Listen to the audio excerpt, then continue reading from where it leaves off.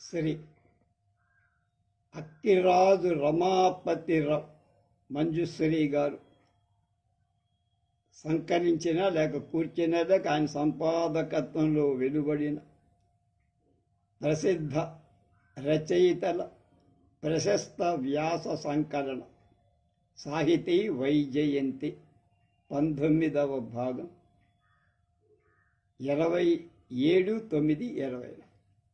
ఇప్పుడు ఆచార్య పింగళి లక్ష్మీకాంతంగా రాసిన ఆంధ్ర సాహిత్యంపై సంస్కృత మహాభారత ప్రభావం ఎలా ఉంది. మన పూర్వులు ద్వాపరాంతం అని చెప్పే కాలం అంటే సుమారు 5,000 సంవత్సరాల కిందట మన భారతదేశంలో సర్వసంప్రదాయ నాశహేతువైన ఒక సంక్షోభం తుఫానులాగా లేచి భరతఖండానంతా ముంచివేయటానికి ఉద్యుక్తమై ఉండే. మన జాతి యొక్క ప్రవృత్తికి, మన సాంఘిక నియమాలకు, మన ఆధ్యాత్మిక ఉన్నతికి ఆది నుంచి కారణభూతమై వేదశాస్త్ర విజ్ఞానమంతా ఆ మహాకల్లోలంలో చిన్న భిన్నమై సనాతన మార్గంత పరస్పర భిన్నాలైన అనేక రకాల కృత్రిమ మతాలకు, ఆ మతాలను ఆశ్రయించిన అనేక రకాల జాతులకు, ఆ జాతులను పాలించే అనేక రకాల రాజులకు తల ఎత్తే అవకాశం కలిగి ఆ విప్లవానికి ధర్మగ్లాని అని కానీ ధర్మ సాంకర్యమని కానీ చెప్పాలి అంటున్నారు. ఎప్పుడెప్పుడు ధర్మగ్లాని జరుగుతుందో అప్పుడప్పుడు నన్ను నేను సృజించుకుంటాను అని భగవంతుడు శ్రీకృష్ణుడు ధనాతన ధర్మాన్ని పునఃప్రతిష్టకు ఆ కాలంలో అవతరించి ఆ ధర్మ సంస్థాపనార్థమై ఆయన చేపట్టిన సాధనాల్లో భారత యుద్ధం ఒకటి.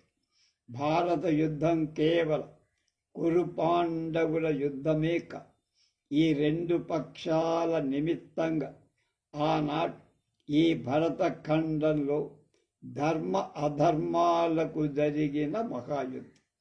కృష్ణుడి అవతారానికి పూర్వం నుండే ఈ 2 పక్షాలు తమ సేవలను మార్చుకుంటూ తమ పక్షాలను బలపరచుకుంటూ ఎక్కడెక్కడ తారసిల్తే ఒకదాంతో ఒకటి తాకుతూ ప్రజా సమూహానికి అంటికి నిద్రాకాలికి నిలకడా లేని ఉపద్రవాలు తెచ్చి పెడుతూనే ఉంది. చారిత్రకంగా చూస్తే అధర్మమే బలవత్తరమైపోయి దానికి ఆ బలం చేకూర్చిన రాజులు కంస, శిశుపాల, నరక, జరాసంధాలు. వీరిలో ప్రబలులైన నరక జరాసంధులు నరబలిని కోరే హింసాత్మక శాక్తేయ మతస్థులు కూడా. ఉత్తర హిందూస్థానంలో సగం కంటే ఎక్కువ భాగం వారి వశం అయిపోయి. అలాగే మతం పేరిట వాళ్ళు సాగించిన దుష్పరిపాలనమే వాళ్ళకి రాక్షసులనే పేరు కూడా తెచ్చి ఈ రాక్షసులను స్వయంగా సంహారం చేసి వారు అవలంబించిన చెడును తుడిసివేసి సనాతన ఉపనిషత్ ప్రతిపాదితాన్ని అయిన సాత్విక మతాన్ని ప్రతిష్ఠించటమే తన అవతార ప్రయోజనంగా భావించి కృష్ణ భగవాన్ తన ఈ భూలోక యాత్రను మొదటి నుండి సాగించి తాను పునః ప్రతిష్ఠ చేసే సనాతన ధర్మం శిరసావహించి తనకు శిష్యుడై తన ఉపదేశ ప్రకారం ప్రజా పరిపాలనం ఏర్పరచగల ధార్మికుడై మహాప్రభు పాండవుడే అని చూడగలి అతనికి భారత యుద్ధ జయాన్నిచ్చి ధర్మ పరిపాలకుడైన రాజుగా పట్టాభిషేకం చేశారు.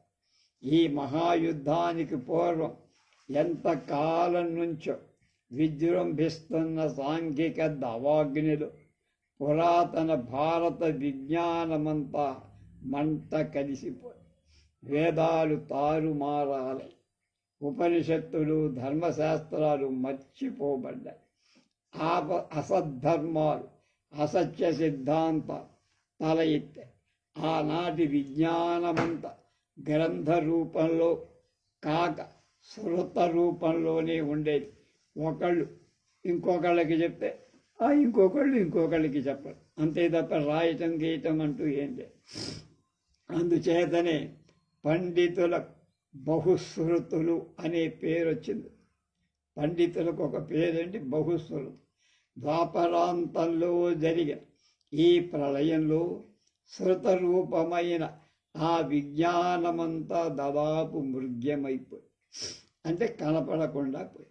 ధర్మ సంస్థాపన చెయ్యటానికి కృష్ణుడు అవతరించినట్లే ఇంచుమించుగా అస్తమించిపోయే ఆ ప్రాచీన విజ్ఞాన సంస్థాపన చెయ్యటానికి వ్యాస మహర్షి పుట్టాడు. అందుచేతనే ఆ మహర్షిని నారాయణ అవతారం అన్న. ఆ యుగాంతంలో యాదవ కృష్ణుడు, కృష్ణద్వైపాయన వ్యాసుడు పుట్టి ఉండకపోతే ఈ భారతదేశం పాశ్చాత్యులు అడుగు పెట్టే నాటి ఆఫ్రికా అమెరికా ఖండాలు ఉన్నట్టుగా శుద్ధమైన అనాగరిక జాతులకు ఆలవాలమై భూత ప్రేత పిశాచాల తాండవ రంగంగా మారి ఉండే.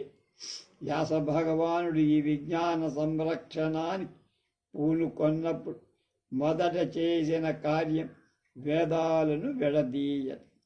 ఆనాటికి వేదాలు చిక్కుపడ్డ నూలు గొడ్డ పోగుల్లాగా ఒకదానికొకటి అంటుకుపోయాయి.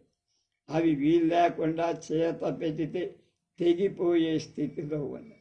ఆ నూలి రాసి దగ్గర కూర్చొని ఒక్క పోగు కూడా తెగకుండా ఆ చిక్కుదీసి వడుగుగా దాల్చాడు, పడుగుగా దాల్చాడు వ్యాస.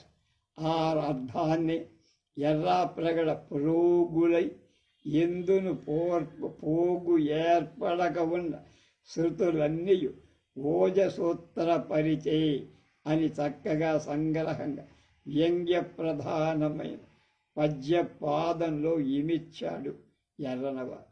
వేదాలు విడదీసినంతనే భారతీయ సంస్కృతి భవనాన్ని దృఢమైన ఒక పునాది ఏర్పడి, ఆయన భారతాన్ని రచించడం అంటే ఆ పునాది మీద భారతీయ విజ్ఞాన సౌధాన్ని అంటే పెద్ద భవనాన్ని నిర్మించి కౌరవ పాండవ చరిత్ర నిమిత్తమాత్రంగా తీసుకొని ఆ మహాకవి భారతములో ధర్మశాస్త్ర వాక్యాలు, ఆగమ తాత్పర్యాలు, ఉపనిషత్ రహస్యాలు, ఐతిహాసిక గాథలు, పురాణ చరిత్రలు, రాజవంశ వర్ణనలు, ఇది అది ఏమిటి అన్ని సమగ్ర భారతీయ సంస్కృతి సారమంతా రసీభూతం చేసి ఒక్క చోట చేర్చాడు, కూర్చాడు, నిబంధించి.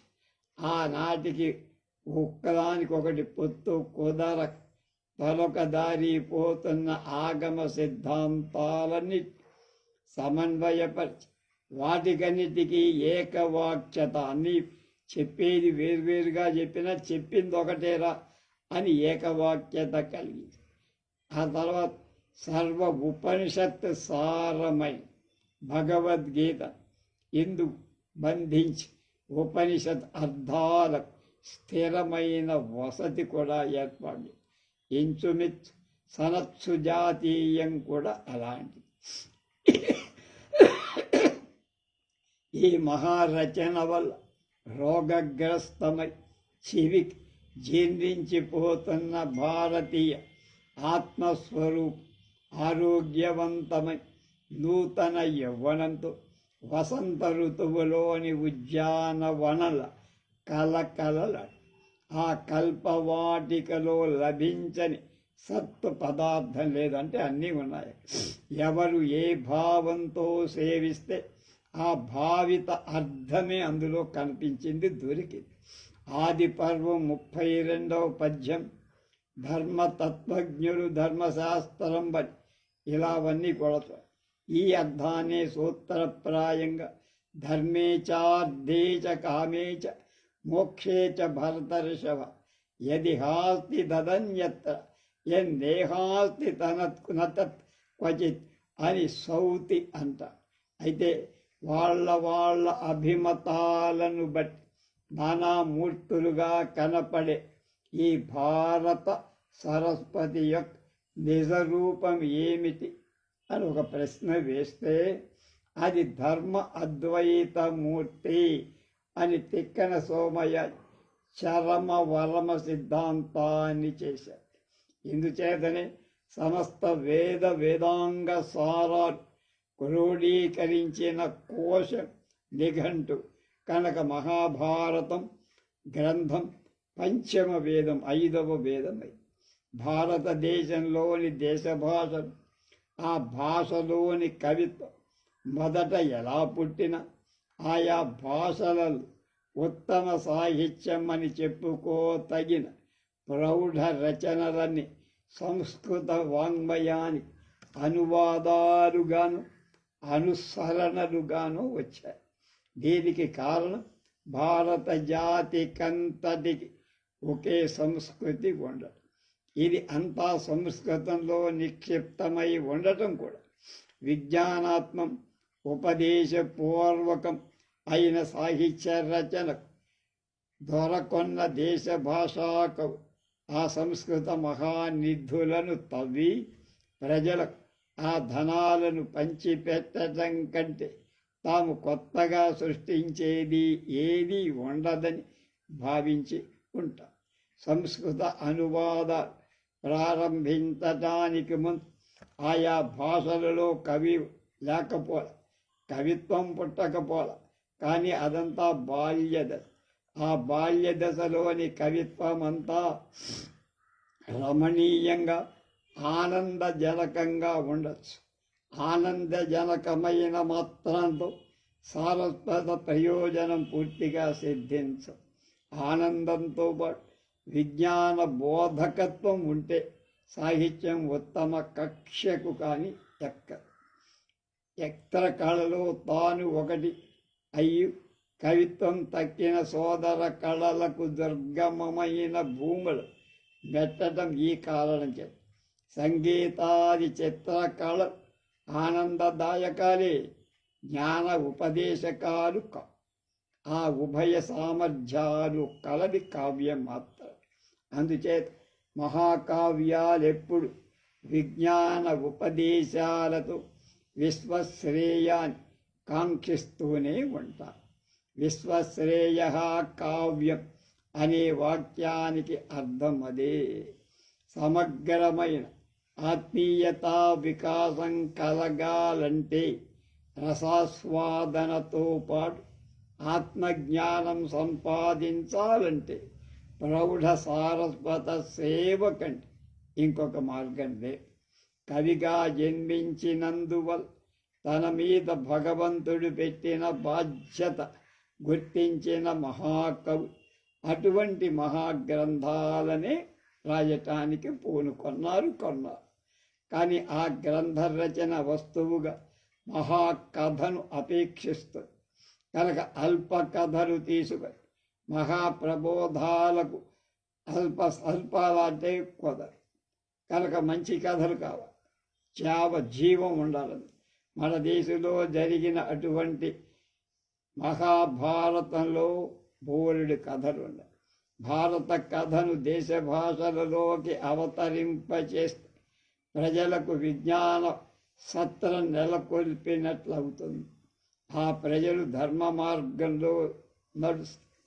వాడు మాట్లాడే భాష ఉత్తమ సాహిత్య ద్రవ్యంగా అని సంకల్పించిన మహోదారుడు రాజరాజ నరేంద్ర. ఆ సంకల్పాన్ని నిర్వహించటానికి తాంబూలం పుచ్చుకున్న మహాకవి నన్నయ్య ఆది కవి అయినట్లుగానే తెలుగులో భారతం ఆది కావ్యం, సంస్కృతంలో రామాయణం ఆది కావ్యమై ఉండగా దాన్ని వదిలిపెట్టి రాజరాజ నరేంద్రుడు భారతాన్ని ఎందుకు కోరాడంటే మహత్వంలో రామాయణం కంటే భారతం గొప్పది కనుక నన్నయ్య భారతం పుట్టటం చేత అది కావ్యమే కాక ఉత్తమ కావ్య రచనకు దారి మార్గదర్శనం. ఆయన ఆంధ్ర కావ్య పదం తీర్చిదిద్దాడు అని ఖ్యాతిపోయి. అంతేనా, నన్నయ్య నాటికి ఆంధ్ర భాష చక్కని వ్యవస్థ ఏర్పడాల. తెలుగు భాషను సంపన్నం చెయ్యటానికి ఆనాటి రచయితలు స్వీకరిస్తున్న తత్సమ తద్భవ పదాలు శాస్త్రీయమైన స్వరూపత అంటే మంచి రూపం. సమాస ఘటనం కూడా ఎక్కడ సరైంది లేదు. అస్తవ్యస్తంగా అవ్యవస్థితంగా ఉన్న ఆ భాషలో భారత రచనమే కాదు ప్రామాణికమైన స్టాండర్డ్ అంట ఏ గ్రంథ రచన కూడా సాగదు. అంచేత భాషా సంస్కారాన్ని, దాని ప్రామాణికత్వాన్ని, శబ్ద స్వరూప నిరూపణ ఆనాటి పండితులు పరిషత్తులుగా ఏర్పడి చాలా కృషి చేశారు. వారిలో నన్నయ్య భట్ అగ్రస్థానంలో ఉన్నారు. ఆ పరిషత్ సహాయంతో ఆయన చేసిన అనుశాసనమే తెలుగు భాషకు ప్రమాణమై ఆయన వాక్ అనుశాసనుడయ్యారు. సాక్షణికులు సర్వలక్ష్య సంగ్రహమని భారతాన్ని కొనియాడడం సంస్కృత భారతం పట్ల సందేహాస్పదమే అయినా తెలుగు భారతం పట్ల నిజమైంది.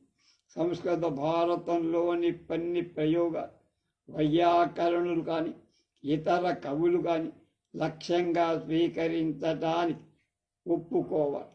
అవి ఆర్ష ప్రయోగాలు అని వాటికి ప్రత్యేకం ఒక స్థానం కేటాయిస్తారు. ఇక తెలుగులో భారతాన్ని బట్టే లక్షణ గ్రంథాలు పుట్టాయి. తెలుగు భారతాన్ని కవులకందరికీ ఈ భాష ఒక లక్ష్యం ఎయిమ్ అయింది.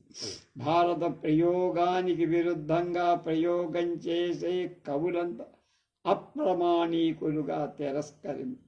కావున భాషా లక్షణానికి కూడా దృఢతరమైన ఈ పునాది మీదనే ఉత్తర కాలంటూ అంటే తర్వాత కాలం ఆంధ్ర వాంగ్మయ గోపుర నిర్మాణం జరిగింది. కానీ నన్నయ్య రీతిలో భారతం పూర్తి కాకపోబట్టి రాజరాజ నరేంద్రుడు ఆశించిన ప్రయోజనం నెరవేరు. భారత కథలో 3 వంతులు నిలిచిపోవడమే కాక ధర్మ ప్రతిపాదికమైన మహాగ్రంథమంతా మిగిలిపోయి దాన్ని చేపట్టి కొనసాగించగల మహాకవి ఎవ్వడు 200 ఏళ్ల దాకా. ఆ 200 ఏళ్లలో ఆంధ్రదేశంలో ఇంచుమంచు ద్వాపరాంతంలో ఉత్తర హిందూస్థానంలో తటస్థించిన విప్లవం వంటి విప్లవమే ఏర్పడి వీరశైవం అనే పేర ఒక కొత్త మత ప్రచారం సాగి వర్ణాశ్రమ ధర్మాలను, కర్మ పరతత్వాన్ని నిర్దయగా తీక్షణంగా ఖండించటం మొదలు.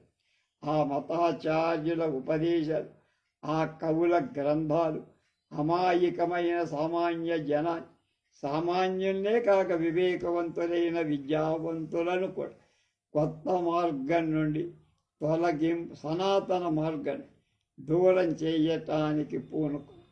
శివభక్తి, శివారాధన, శివపారం భారతీయులందరికీ వందనీయమే కాదనవరు. కానీ శివేతరులైన దేవతలను నిందించడం, దూషించడం, వీరశైవ చిహ్నమైన లింగధారణ మొదలైనవి లేని శివభక్తులు తోలనాడటం మొదలైన గ్రామ్య ప్రచారం అరికట్టడానికి అద్వైతానికి శక్తి చాలకపోయినప్పుడు అద్వైత సారమంత సంస్కృత భాషలో ప్రస్థానత్రయంలో ఉంది. దాన్ని చదివినవాడు, చెప్పగా విన్నవాడు, విని గ్రహించినవాడు చాలా తక్కువ మంది ఉన్నారు. ఆ కాలం భారతంలో ఉన్నది ఈ అద్వైత సారమేగా. ఈ భారత ఆంధ్ర అనువాదాన్ని పూర్తి చేస్తే ప్రజల భాషలో అద్వైతం బోధ చేసినట్లవుతుంది. ఆ ధర్మసారం వంటబడితే వీరశైవం మీద వాళ్ళే విముఖులవుతారు.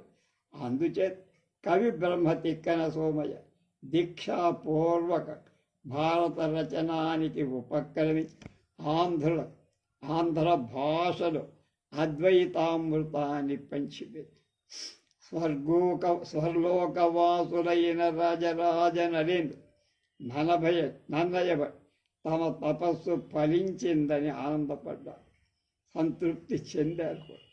శివకేశవాత్మకమై హరిహర పరబ్రహ్మాన్ని సృష్టించిన పరబ్రహ్మ కవి బ్రహ్మ తిక్క అద్వైత మూర్తిని ఆవిష్కరించడంతని ఆంధ్రదేశం వీరశైవ వీర వైష్ణవ అంతర్యుద్ధాలు పోయాయి. 100కి 4-5 ఆంధ్రులంతా అద్వైతులైపోయారు.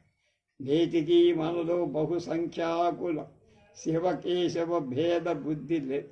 శివాయ విష్ణురూపాయ శివరూపాయ విష్ణవే అన్న మంత్రార్థాన్ని మనం బాగా జీర్ణించుకున్నవాళ్ళం. వీరశైవం పేర ఈ మత విప్లవమే కాదు, ఆ చెడు కాలం ఈ ఆంధ్ర భూమిలో రాజకీయ విప్లవాలు కూడా చెలవే. కొద్ది కాలంలోనే రాజ్యాల తరువాత రాజ్యాలని కూలిపోయి పల్నాటిలో ఆనాటి భారత యుద్ధానికి ప్రతిబింబంగా అన్నదమ్ములకు మరొక యుద్ధం జరిగింది, పల్నాటి యుద్ధం. అంతర్వైరం వల్ల దేశం నిర్వీర్యమై చిన్నాభిన్నాలై ఈ దురంతమంతా చూసిన పెద్దలు కొంత ఆంధ్రజాతి ఏకంగా సంఘటించడానికి ఆంధ్రత్వాన్ని ఒక సుస్థిర రూపాన్ని ఏర్పరచడానికి వివిధాలుగా ప్రయత్నాలు చేశారు. వివిధ విధాలుగా అన్నారు. వారి పరిశ్రమం యొక్క సారస్వత స్వరూపమే తిక్కన గారి భారత స్వరూపం. ఆంధ్రత్వానికి ఆంధ్ర భాషకు అద్వైత మతానికి మన హృదయంలో దృఢస్థానంలో స్థిరత్వం. ఈ భారత రచనలు తిక్కన చూపిన కళా కౌశలం నాటి నుండి ఇవాల్టి దాకా కావ్య శిల్పిని అని అనిపించుకోదగిన వాడికెల్లా మేలు బంతి అయ్యింది. తర్వాత 100 ఏళ్లకు అరణ్య పర్వ శేషాన్ని పూర్తి చేసి ఎర్రా ప్రగడ కూడా నన్నయ్య తిక్కన పక్కన నిలబడగల మహాకవిగా అనిపించు. కవిత్రయం అనే పేరు ఈ ముగ్గురు మనకు పూజనీయులు. ఇంకొక విచిత్రం ఏమిటంటే గుణ ప్రాధాన్యాన్ని బట్టి చూస్తే ఈ ముగ్గురి రచనలు 3 భిన్న పద్ధతులలో నడుస్తాయి. నన్నయ్య రచనలు ప్రధాన కణం కథ. తిక్కన రచనలు గుణం నాటకీయ, అంటే సంవాద చతురత, పాత్ర చిత్రణ, అభినయ నిర్దేశం. ఎర్రనలు ప్రధాన గుణం వర్ణనా సౌలభ్యం. అసలు సారస్వతం అనేది శ్రవ్యం, దృశ్యం, వర్ణనాత్మకం అని 3 విధాలుగా ఉంటాయి. ఆ 3 శాఖలకు ఈ ముగ్గురు ఆది కవులయ్యారు, గురుదేవులయ్యారు. శ్రవ్యానికి నన్నయ్య, దృశ్యానికి తిక్కన, వర్ణనానికి ఎర్రాపల.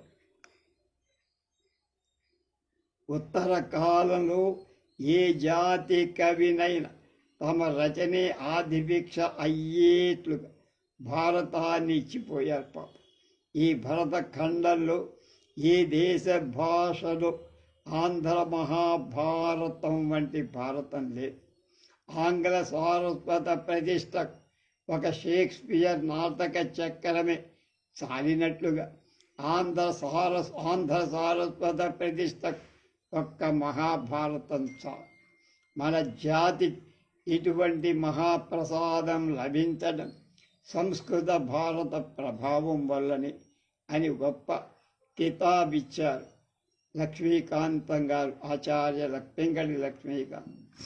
ఇప్పుడు నోరి నరసింహశాస్త్రి గారి వ్యాసం, నాగేశ్వరరావు పంతులు గారు తత్వవేత్త, గ్రంథకర్త.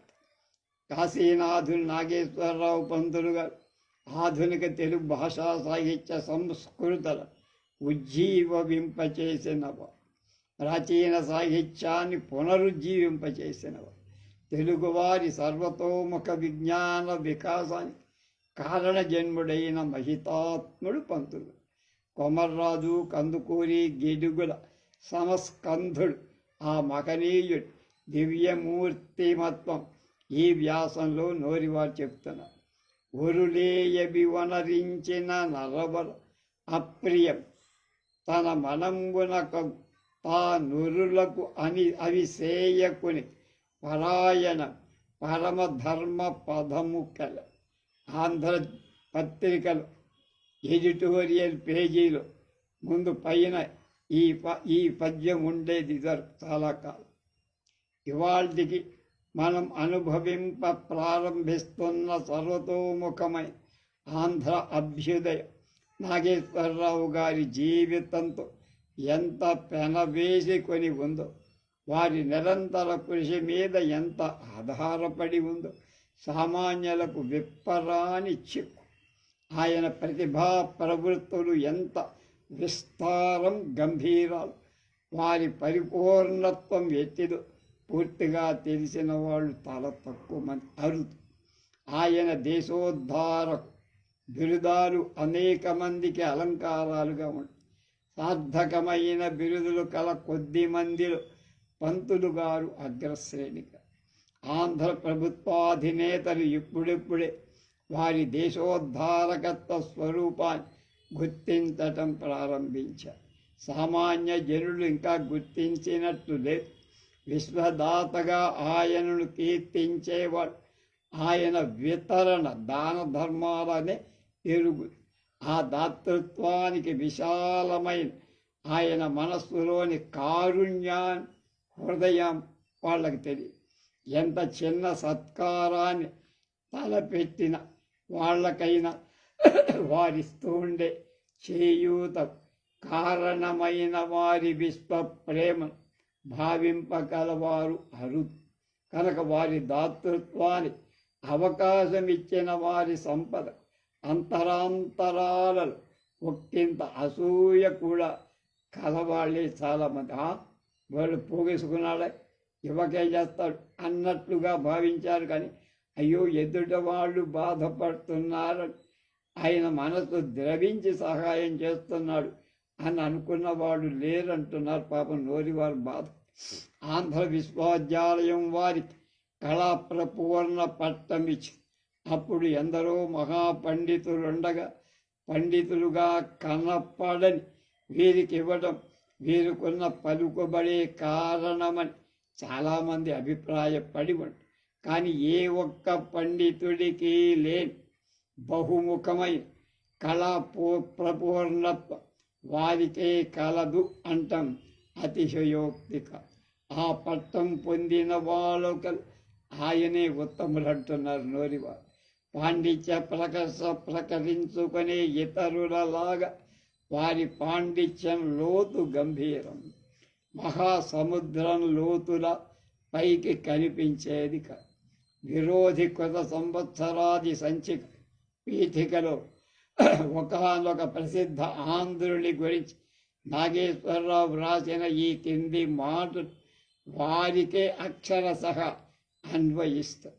ఎలాంటి ఆదర్శాలు వారిని నిరంతరం ఆవేశించి ఉండేవు కూడా ఈ వాక్యాలు చెప్తాయి. స్వయం సహాయకుల సత్యప్రియత్వానికి నిరంతర వ్యవసాయ పరత్వానికి ప్రమాణంగా ఎన్నదగిన ఈ పూజ్యని సచ్చారిత్రం పఠనార్హం, నిత్యం చదువుకోవాలంటారు. ఆయన సన్మానం చేసిన వాళ్ళు. ఆంధ్రదేశ ప్రజలలో ఒక విచిత్ర ప్రకృతి కనబడు.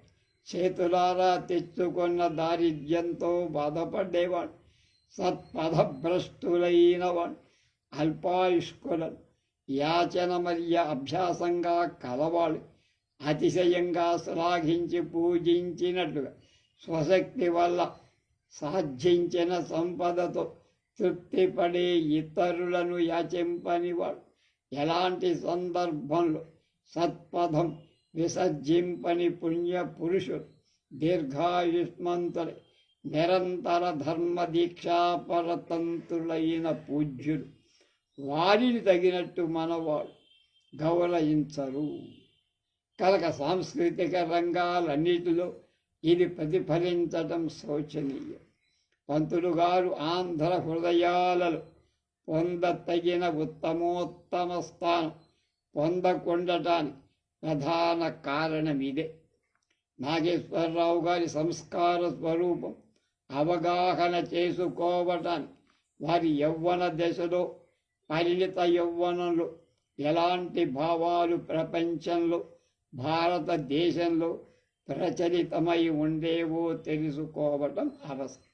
ఆ కాలం విజ్ఞాన శాస్త్రజ్ఞులకందరికీ కనువిప్పు కలిగించి డార్విన్ పరిణామవాదం అది జీవశాస్త్రానికి సంబంధించి ఉద్భవించిందైన దాని ప్రభావం సైన్స్ విజ్ఞాన శాస్త్రాలన్నిటి మీద తన మాంఘిక మాదాంత సాహిత్యాది కళల సమస్త రంగాల మీద ప్రభావం చూపింది. ఆ కాలంలో ఐన్స్టీన్ సాపేక్షవాదానికి ఎంత ప్రాబల్యం ఉందో అంతకంటే ఈ కాలం అంతకంటే ఎక్కువ ప్రాబల్యమే ఆనాడు పరిణామవాదానికి వచ్చింది. ఇవాళ సాపేక్షవాదం ప్రపంచ విఖ్యాతి పొందక పూర్వమే దాన్ని పంతులు గారు తెలుసుకొని వారి ఉత్తరకాలీన రచనలలో అది ప్రతిఫలించటమే కాక స్పష్టంగా చెప్పబడి, అయినా వారి సంస్కృతిని విశేషంగా ప్రభావితం చేసింది పరిణామవాదం. వారి ఉపన్యాసాలలో లాగానే రచనల్లో కూడా పరిణామ శబ్దం అంటే ఎవల్యూషన్ తరచుగా దొర్లుతూ ఉంది. రెండవ, ఆ కాలంలో భారతీయ విద్యావంతులలో రామకృష్ణ పరమహంస జీవితం బోధలు ముఖ్యంగా వివేకానందుల విశేష వ్యాప్తి పొందారు. వాళ్ళిద్దరూ ఔత్తరాహులు, వంగీయులు అయిన వారి ప్రభావం ఆ ప్రాంతాల కంటే దక్షిణ భారతంలోనే ఎక్కువగా. కనుక వేదోక్త కర్మాచరణానికి శిరోభూషణాలుగా కాక కుల మతాతీతమై విశ్వసాధారణ తత్వంగా రూపొంది. పరమహంస బోధలు పురాణాల నుండి, ప్రాచీన భక్తుల కథాకథనాల నుండి గ్రహించినవే అయిన ఆయన ప్రదర్శించిన జీవితం అనేక మందికి కొత్త ఉజ్జీవితాలై ప్రాణప్రతిష్ఠ పొంది. మత కలహాలతో విజృంభిస్తున్న క్రైస్తవ మత ప్రచారంతో సతమతమవుతున్న భారత భూమిలో సంస్కారవంతుల పరమహంస ఉపదేశించిన సర్వమత సమరస భావ విశేషంగా ఆకర్షించి ఈ సామరస్యం విస్తృత భావించి పంతులుగా చేసిన ప్రతి రచనలో కనపడుతోందంటున్నారు. వారు విద్యాభ్యాసం చేస్తున్న కాలంలో జర్మన్ తత్వవేత్త కాంట్ గ్రంథాలు ఎక్కువకి ప్రాబల్యంగా, ప్రాచ్య తత్వవేత్తలలో శంకరాచార్యులలాగా పాశ్చాత్య తత్వవేత్తలో కాంట్ అద్వితీయ. జర్మన్ పండిత్ ఇమాన్యుయల్ కాంట్ అధిష్ట విద్యార్థి లోకంలో నీతి శాస్త్రానికి మూల సూత్రంగా ఒక సిద్ధాంతాన్ని ఆయన ప్రతిపాదించి ఇది ఇప్పటికీ ఎథిక్స్లో చరమ ప్రధానమైన సూత్రాల్లో ఒక. అదే పంతులు గారి హృదయంలో నాటుకొని ఉండ దాని స్వరూపమే వివరించు భారత పద్యమే ఇవాల్టి వరకు ఆంధ్రపత్రిక సంపాదకీయాల కన్నిటి శిరోధార్యమై మకుటాయమానంగా శోభిస్తారు. వరులేయవి వనరించిన ఇలాంటి పద్యం పంతులుగా ధర్మ దీక్ష ప్రత్యక్ష చిహ్నం. కాంట్ సూత్రానికి భారత ధర్మానికి సామరస్యం. అలాగే వారు బందర్, గుంటూరు, మద్రాసులో ఉన్నత విద్యాభ్యాసం చేసిన విద్య పూర్తయిన కొద్ది కాలంలో సాహసంతో బొంబాయి వెళ్ళి ఆనాడు మహారాష్ట్రలో అంతటికీ పూనా పట్నం సాంస్కృతిక కేంద్రం. గోఖలే, తిలక్, రానడే వంటి మహానుభావులెందరూ మహారాష్ట్రంలో కాక భారత జాతినంతటినీ వీర్యవంతం చేస్తున్న రోజు. మహారాష్ట్రములో బ్రిటిష్ ప్రభుత్వం మన దేశంలో నెలకొల్పకుండా ప్రతిఘటించిన వారిలో చివరి వాళ్ళు మహారాష్ట్ర. అలాగే అంతవరకు భారతదేశంలో చాలా భాగం మహారాష్ట్రుల పాలనలో ఉండే. అలా పాలించిన యోధాగ్రేసుల వంశంలో మహనీయులతో పాటు పూర్వ వీరుల స్మృతి ఇప్పటికింకా మాయక అక్కడ సజీవంగా ఉంది. గణేశ నవరాత్రాల పేరు జాతీయత ఆనాడు అక్కడ విజృంభించి భరత భూమిని దీపింపజేసి కేవల రాజకీయ రంగంలోనే కాక సర్వతోముఖంగా ప్రాచీన హైందవ సంస్కృతి చైతన్యంతో కూడిన అభిమానం విజృంభించి ఉత్తమ కృషి. భండార్కర్ వంటి విద్వాంసులు సంస్కృత భాషకు చేసిన సేవ అపారం. భారతదేశమంతటా లభ్యమైన సంస్కృత గ్రంథ ప్రతులు తెప్పి పండితుల చేత పరిష్కరింపజేసి నిర్ణయ సాగర్ వాడు నిర్దుష్టంగా అచ్చువేయించి తక్కువ ధర దేశమంతటా వెదజల్లారు. ఆనాడు వారు అచ్చువేసిన వేద భాష్యాలు, అష్టాదశ పురాణ గ్రంథాలు ఇవాల్టికి ఆ అభిమానులకు ఆధారంగా ఉంది. అలాంటి చైతన్యం పొంగువారుతున్న మహారాష్ట్రంలో వర్తక సంస్థలు జీవితం ప్రారంభించిన నాగేశ్వరరావు ఉన్నత ఆదర్శపూరితులై ఆ మహా చైతన్య స్రవంతి ఆంధ్రదేశంలో వెళ్ళి విరిసేటట్టు చెయ్యటానికి దీక్ష తీసుకుని వారికంటే వయస్సులో చిన్న, సంస్కృతిలో ఉన్నత ఆదర్శాలలో కానీ వారికే మాత్రం కూడా తీసిపోయి కొమర్రాజు వెంకట లక్ష్మణరావు గారు వారికి సహచరుడయ్యారు. లక్ష్మణరావు గారు మహారాష్ట్ర భాషలో కూడా ఉద్గ్రంథాలు వ్రాసిన విద్వాంసు. ఆంధ్రపత్రిక బొంబాయి నుండి మద్రాసుకు రాకముందే లక్ష్మణరావు గారు మెడ్రాసు వచ్చి విజ్ఞాన చంద్రికా గ్రంథ మండలి స్థాపించి అద్వితీయ గ్రంథాలు ప్రచురించడానికి పూనుకొని సత్యాన్వేషణ తత్పరత్వంతో విద్యా సంస్కృతులు ఆంధ్రదేశంలో వ్యాప్తి చెందాలనే దీక్షతో ఈ ఇద్దరు ఒక్కరికొక్కరు తీసిపోని మహావ్యక్తి. వ్యాపార సంస్థలతోటి సంబంధంతో ప్రారంభించిన నాగేశ్వరుల లోకానుభవం వారు తలపెట్టిన ప్రతి ఉద్యమాన్ని సంపూర్ణంగా కార్యరూపం సాధించే శక్తిని మాత్రం వారిద్దరిలో నాగేశ్వరరావు గారికి ఒక్కరికే దక్కింది. లక్ష్మణరావు గారు ప్రీతితో పెనుగులాడి ఆంధ్ర విజ్ఞాన సర్వస్వంలో అకారం కూడా పూర్తి చేయక దివంగతులయ్యారు.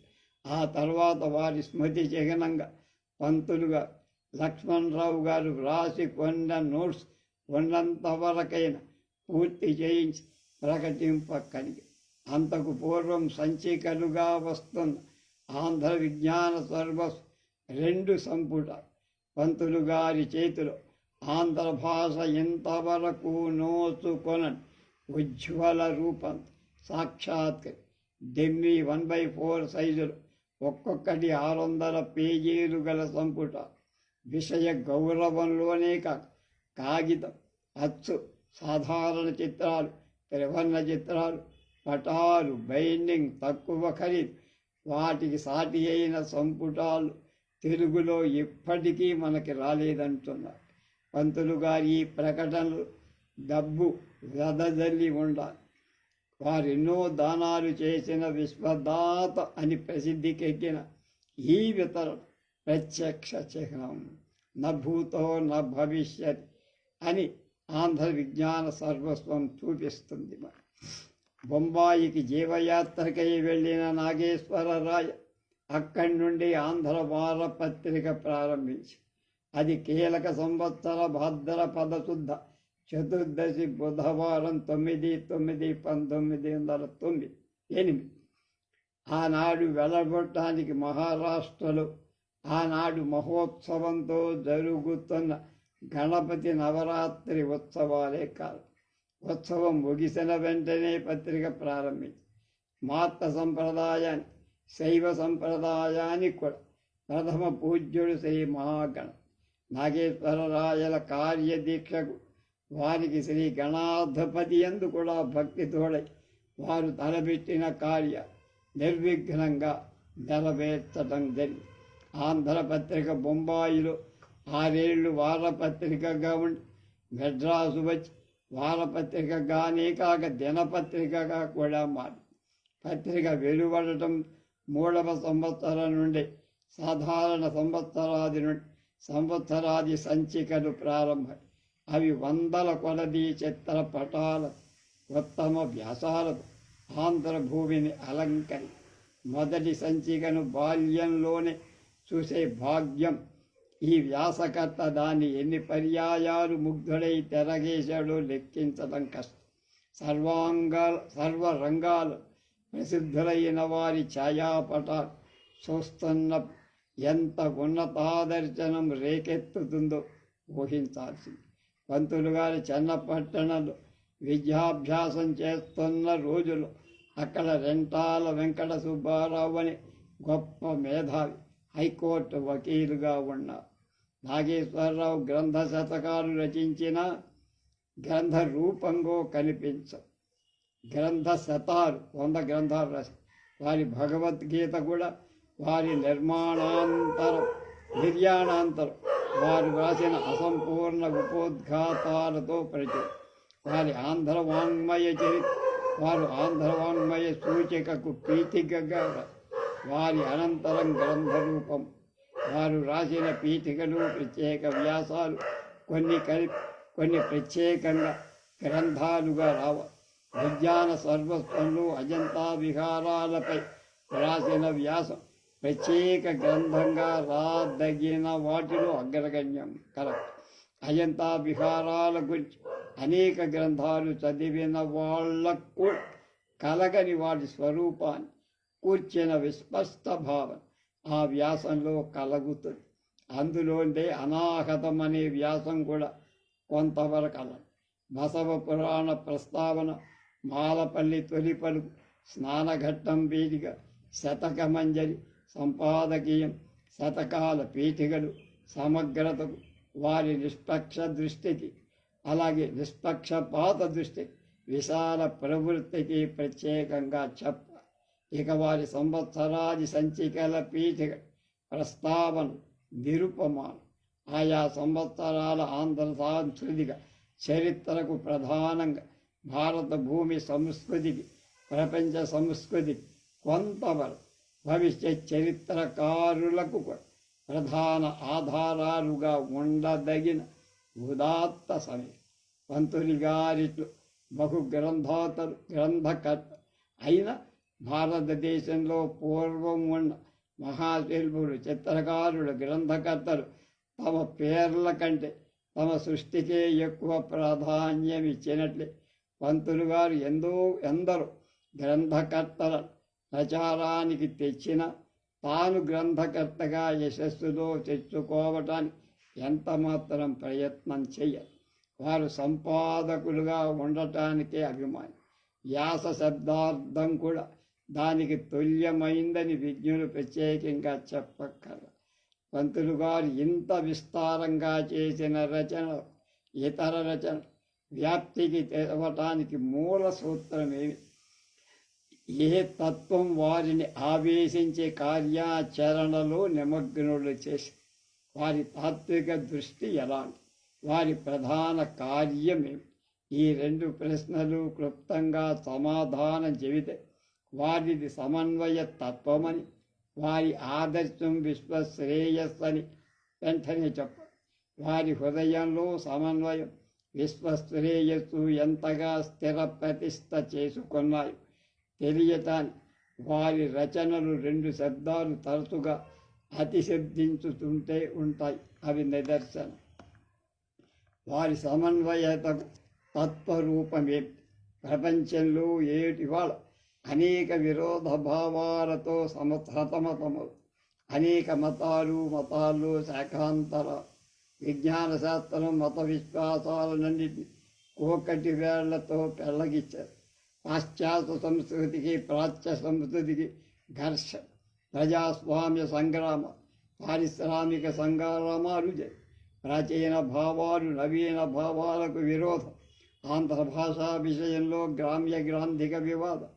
ఈ విషయాలను భేదం బాహ్యమైందైన ఆంతర్యం అన్నిటి లక్ష్యం ఒకటే అని వారి అదే వారి తాత్విక దృష్టి. అంటే వీటన్నిటికీ చోటిచ్చారు.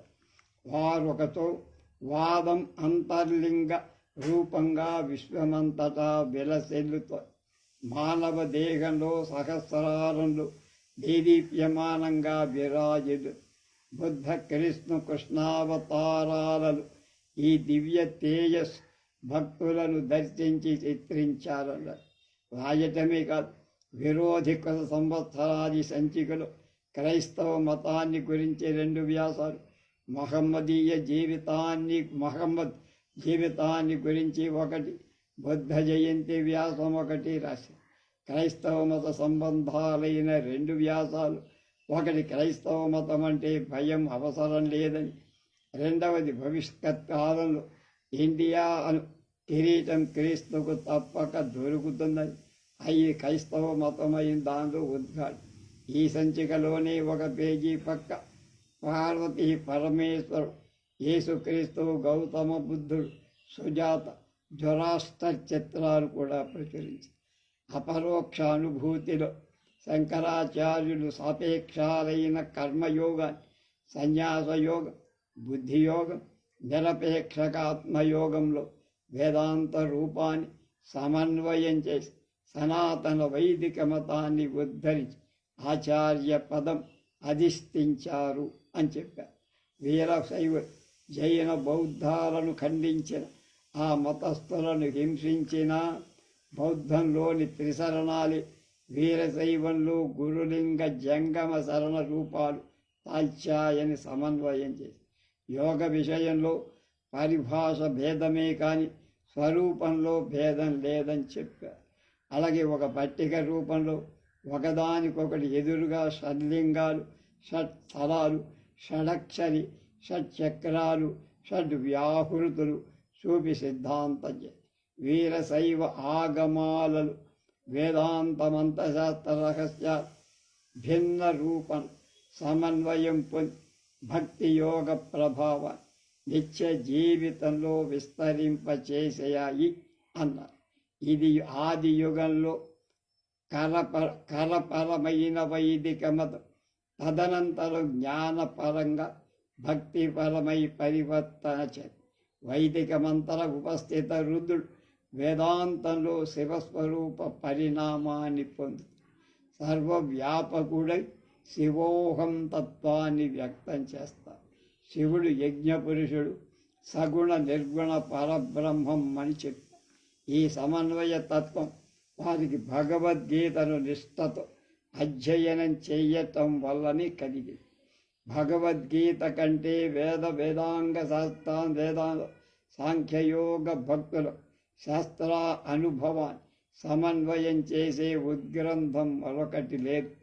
అందువల్లనే అర్జునుడితో వ్యామిశ్రమైన వాక్యాలలో ఆ బుద్ధిని మోహింపచేస్తున్నట్టున్నావు అనిపించింది. ప్రత్యేకంగా గ్రంథ రూపం పంతులు గారు రచించిన గ్రంథం భగవద్గీత వివరణ 1. ఈ సమన్వయతత్వం మత విషయంలోనే ఆగల. అప్పటి నుండి ఇవాల్టి వరకు ప్రతి వాద కారణమైన గ్రాంధిక గ్రామ్య భాషావాదం, గ్రామ్య భాష గ్రాంధిక భాషగా, గ్రాంధిక భాష గ్రామ్య భాషగా మారటం ప్రకృతి సిద్ధం, సహజ ధర్మం. మారకుండా భాషాభివృద్ధి చేయడం భాషాభిమానుల విధి అని చెప్పారు.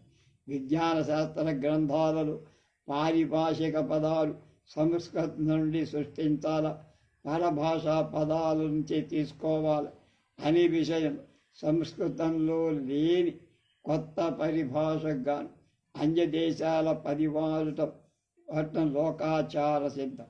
ఉన్న పదాలకు బదులు అన్య పదాలు వాడటం నిరర్ధకమని నిర్ధారించి హిందూ దేశ భాషలు సంస్కృత సంపర్కాలు లేక బలహీనై కళా విహీనాలవుతున్నాయని నిర్దేశించి ఈ సందర్భంలోనే హిందూ దేశ భాషలు సన్నిహిత సంబంధం కల్పించడానికి సంస్కృతం సాధనం అని సిద్ధాంతం. పై విషయాలు ఇప్పటి 55 పూర్వం పంతులు గారు చెప్పి వారు అభిమానించిన అభిమానులకు మొగ్గు చూప సత్య పదాన్వేషం చేసే ఆదర్శం యోగ దృష్టితో దర్శింప కలవారు కనుకని వివాద విషయాలు అతిక్రమంగా మధ్య మార్గాన్ని చూశారు. వారి రచనలో తరచుగా ఒక ఆదర్శం ప్రదర్శితము. మనం మన జీవయాత్ర దేహయాత్ర అర్థం కాక లోక కళ్యాణంగా మలస్తే అది జీవయాత్రను దేహయాత్ర కాకంటే జీవయాత్రయే దేవయాత్రయే క్రమంగా కైవల్య యాత్ర శివయాత్ర మోక్షయాత్ర కాగలదు. అది వారి జీవిత ఆదర్శం. పంతులు గారు పూర్వాచార పరాయణుడు కానీ వారి అభ్యుదయ మార్గంలో సాగిపోయే నిచ్చెన యవ్వన దృష్టి.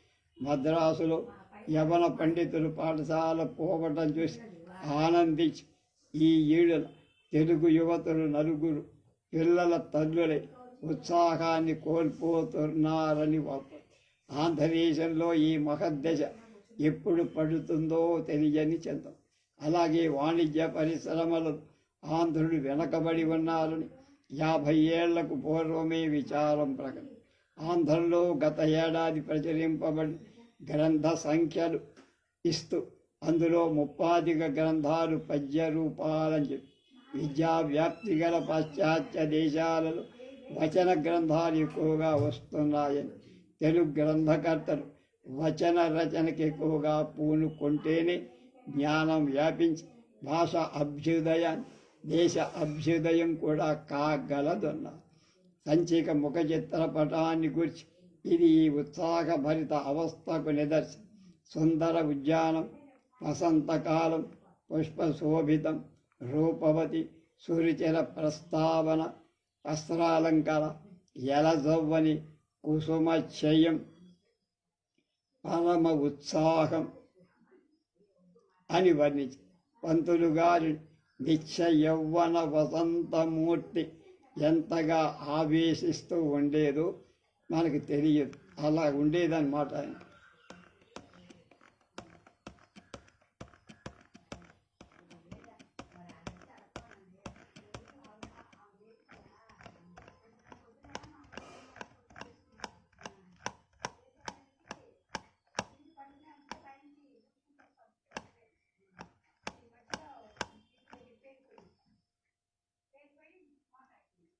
మిగతా విషయాలు రేపు తీసుకో.